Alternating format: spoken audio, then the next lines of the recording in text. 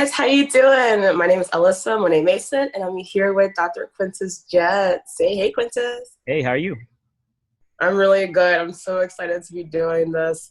We're going to be doing like a little series kind of talking about the primaries and the ground game that we're dealing with in 2019 slash transitioning now into 2020 and how it relates to Andrew Yang and the Yang Gang. All the quote unquote boring stuff that you guys don't really think about, obviously polling and, votes and stuff, that's important too. But we're going to talk about the nitty gritty, and I'm here to kind of be the audience while Quintus talks all the technical stuff. And, we're just going to do these for about 10, maybe a little longer, a little shorter, but about 10 minutes, and give you just doses of information for you guys to digest. Alrighty, so let's get into it. All right, I think we talked about maybe it was one thing that I think everyone needs to know more about is what I would call the money primary versus the real primary. So we've been in the money primary the year before the voting starts. That's the money primary. So that's where we've been. We're at the tail end of the money primary, and what that's about is every campaign you gotta you're fundraising, and the more fundraising you have, the more that media is going to cover you. Gotcha. Yeah, that's and it's funny, we've made really good progress with raising money, but obviously the media they want to ignore us and all this stuff, but at least because we made that $10 million quarter two, was it? Was it quarter two or quarter three? Quarter three, that changed things. That did change things. We raised $10 million. Yeah, and at least made made more than Cory Booker, where it's they had to talk about us at some degree, Yeah. So that was good. Yeah. It's because I think if we had made more money or raised more money earlier, if it was 10 million in quarter two, we would have gotten a lot more coverage. Okay, that actually makes sense. Yeah, I mean, because what's going on is this year was different because normally, the DNC, they didn't determine. This is probably the most transparent the DNC has been about. Hey, you need to raise unique donors, and by this date, and all that stuff. That's kind of new, But prior to that, it was just simply, well, whoever's raising the most money, well, that's a signal to the press on how much they're going to cover someone. Oh, okay. I guess that makes sense because there's so many more candidates and they do have to, especially since, Bernie was just he just got screwed over. They know that people are watching them even closer. So they're kind of trying to be a little bit more transparent, like you said. So that's good. And that affects the polls, right? Because it's all of a sudden you've covered more. And so, but we managed to break out of that because, the way things have moved with long form YouTube things and podcast. And so we were able to break through that and get to that 1-2% enough to make our way into the race.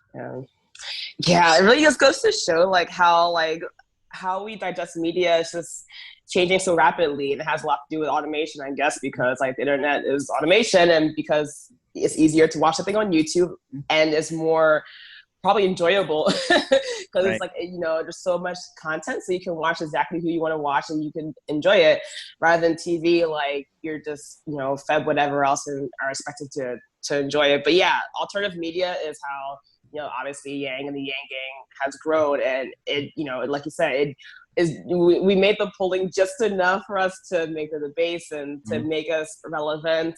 Exactly. So it's good stuff. Really, we really are pretty lucky that we're living in this time that we can pull this off. But now we're in transition. So now that we figured out as a campaign, campaigns figured out how to raise money, the ask and all this stuff. That's not really going to be what's important within 60 days. In 60 days, it's going to be different.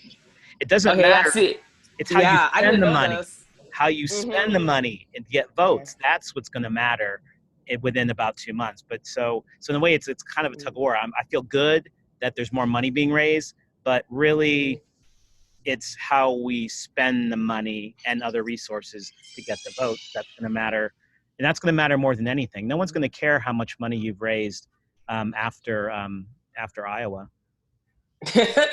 That's honestly, it's pretty, yeah, it's true. The votes then. It's the real primary now. The real primary, because it's all determined by the votes. Actually, not just the votes. It's the votes, and the votes translate into delegates. So the real primary is about real people voting, and it's a delegate game. We want to win delegates, as many delegates as we can in every single state that we're in. Gotcha. Even if we lose a state, we still want to get as many delegates as we can. Gotcha. So for people that I am very new to politics. So how do you become a delegate, and what's the process to that? We don't need to get into the nitty gritty, but what is the difference between a delegate and a regular voter? Oh, okay. So probably the key thing to remember at this point is there is someone who's a real delegate, but in terms of just the math, like the delegates, the number of delegates determine who gets to be the nominee. Okay. You have to get 50%, more than 50%. And most of these delegates are pledged, as in it's all based off the math of how many votes you get in the state. Ooh, okay, gotcha. So that makes sense. It's very democratic. So, so you want to be able to, and there are different mechanisms. The Republicans have a lot of winner take all, the way it used to be. It used to be winner take all in primaries first. I think Republicans are still that way, where whoever wins, even if that person, there's a large field and that person only has 30%, they get all the delegates. That's how the Republicans do some of their states. Oh. But interesting. Okay. Democratic Party is more proportional. So generally speaking, if you get 40% of the votes in a state in a primary, you're going to get 40% of the delegates, more or less, because the math can vary. And a lot of states have a threshold point. You have to have at least 50% before you can be counted to get delegates.